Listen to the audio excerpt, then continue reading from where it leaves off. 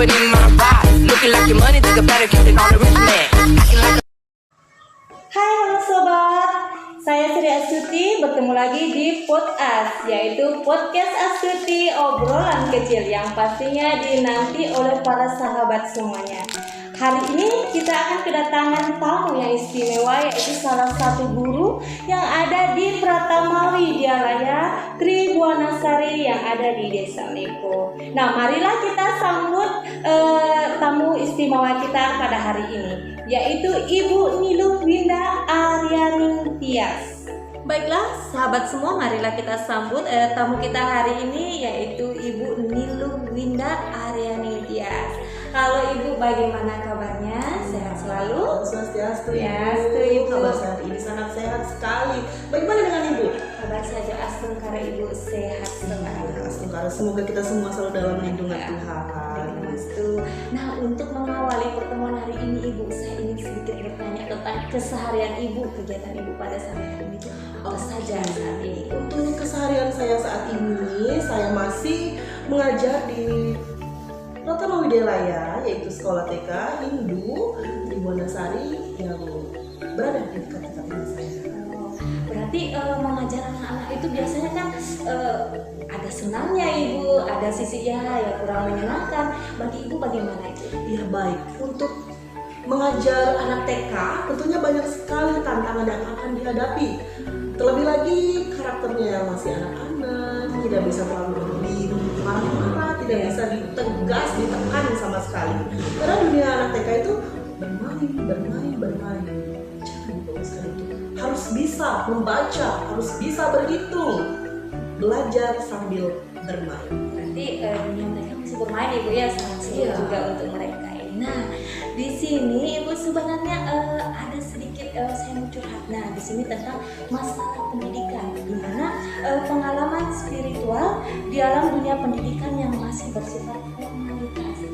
Nah, di mana yang kita ketahui itu banyak peserta didik mengikuti kegiatan keagamaan seperti sembahyang atau persembahyangan hanya sebagai kewajiban. Nah, kewajiban sekolah, mereka tahu cara melakukan tetapi tidak memahami mengapa melakukan hal seperti itu. Akibatnya mungkin nilai spiritual tidak benar-benar masuk ke dalam sehari-hari. Nah, tanggapan itu bagaimana?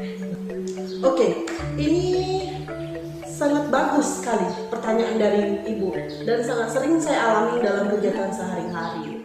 Jadi menyangkut pengalaman spiritual dalam dunia pendidikan yang masih bersifat formalitas. Formalitas berarti lebih menekankan ke diri sendiri. Seperti itu Ibu ya. Baik, di sini banyak sekali memang peserta didik yang mengikuti kegiatan keagamaan seperti sembahyang atau persembahyangan sebagai kewajiban sekolah. Mereka tahu cara melakukan persembahyangan, tahu melakukan pada asana, dan masih banyak lagi tata cara persembahyangan. Jadi, mengapa mereka bisa melakukan tapi tidak bisa memahami?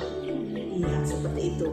Akibatnya, inilah nilai spiritual itu tidak benar-benar masuk ke dalam nilai kehidupan mereka sehari-hari. Baik, mungkin di sini untuk penyelesaian masalahnya bisa ya kita gunakan karena ini konteksnya kepada Tuhan. Bisa kita mengambil konteks Trita Karana. Trita Karana mungkin teman-teman tahu Trita Karana itu apa? Trita Karana adalah 3 hubungan yang harmonis antara Tuhan, manusia dengan Tuhan, manusia dengan sesama manusia, dan manusia dengan alam lingkungan ini. Jadi yang pertama itu adalah parahyangan, hubungan manusia dengan Tuhan. Ya, kita mengambil konteks itu. Jadi bagaimana menghubungkan diri dengan Tuhan, mendekatkan diri dengan Tuhan agar spiritual dalam diri itu yang menyangkut formalitas diri itu bisa mengalami degradasi, bisa mengalami penurunan, di mana mahasiswa bisa memahami apa sih itu pendidikan yang menghubungkan diri dengan Tuhan, dengan nilai-nilai spiritual itu, seperti itu ya.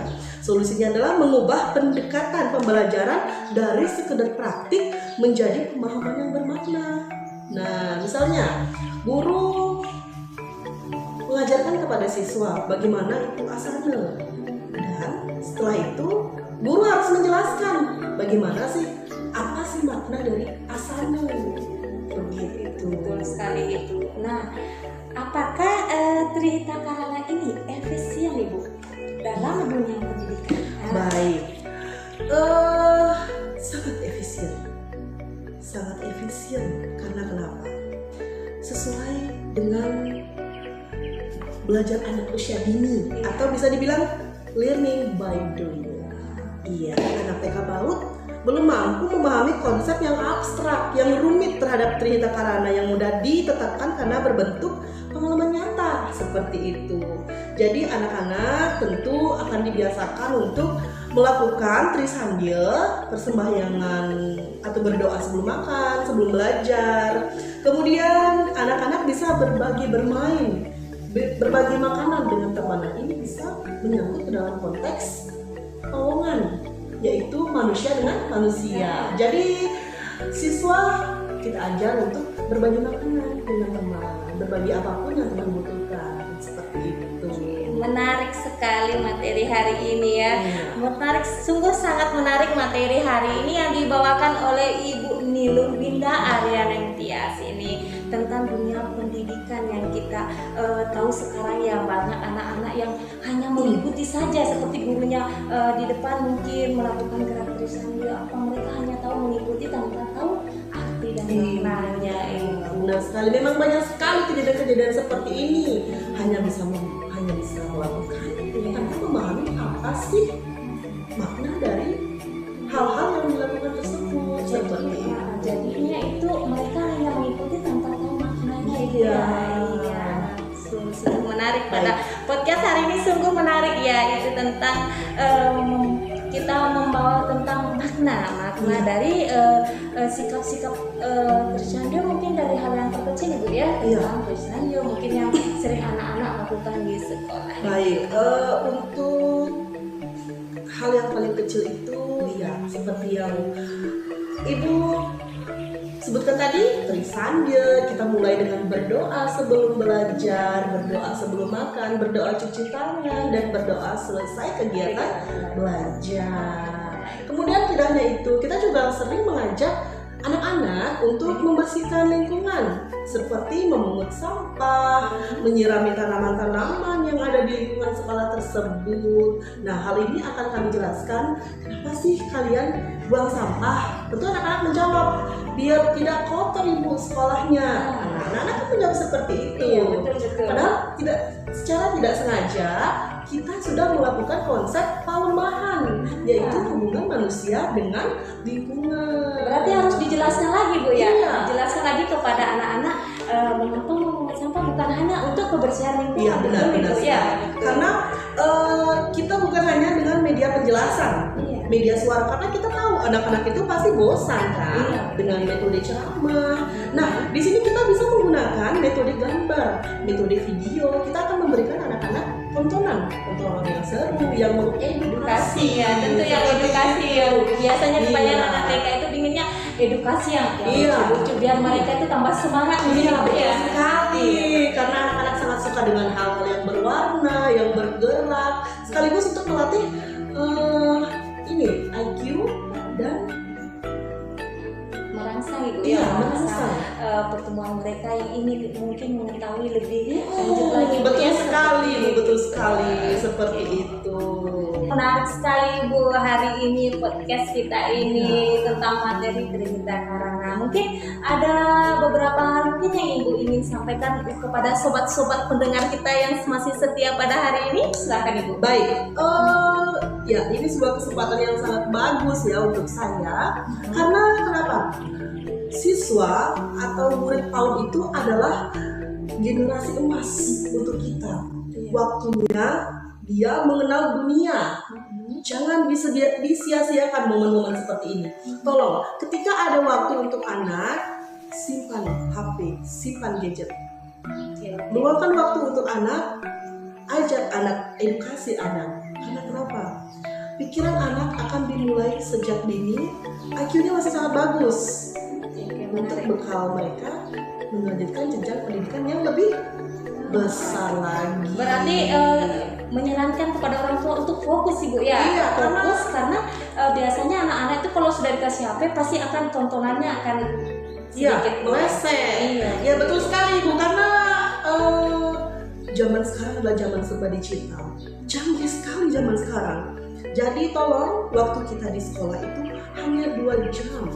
Iya, kami di situ di sekolah mulai jam 8 sampai jam 10. Jadi waktu untuk anak-anak bersama orang tua itu lebih banyak. iya, lebih banyak teman-teman waktu dengan orang tua itu. Jadi mari kita melakukan interaksi dengan anak, bekerja sama dengan sekolah, dengan guru-guru yang ada di sekolah untuk menjadikan anak-anak kita ini, anak-anak generasi emas ini menjadi anak-anak yang sangat berguna, yang beretika dan bermoral. Tidak hanya sekedar pintar, tapi etika dan moral itu sangat perlu. Pintar boleh, tapi dengan didukung dengan etika dan Iya, moral yang betul baik. sekali.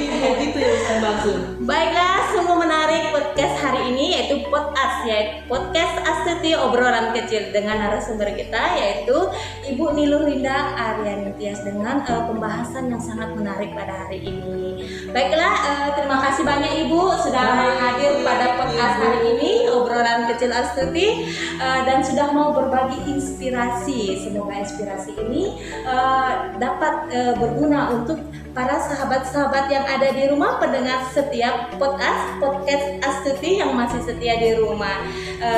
Baiklah Ibu, terima kasih. Saya akan tutup podcast hari ini. Kita akan berjumpa lagi di podcast selanjutnya. Bye bye, terima kasih.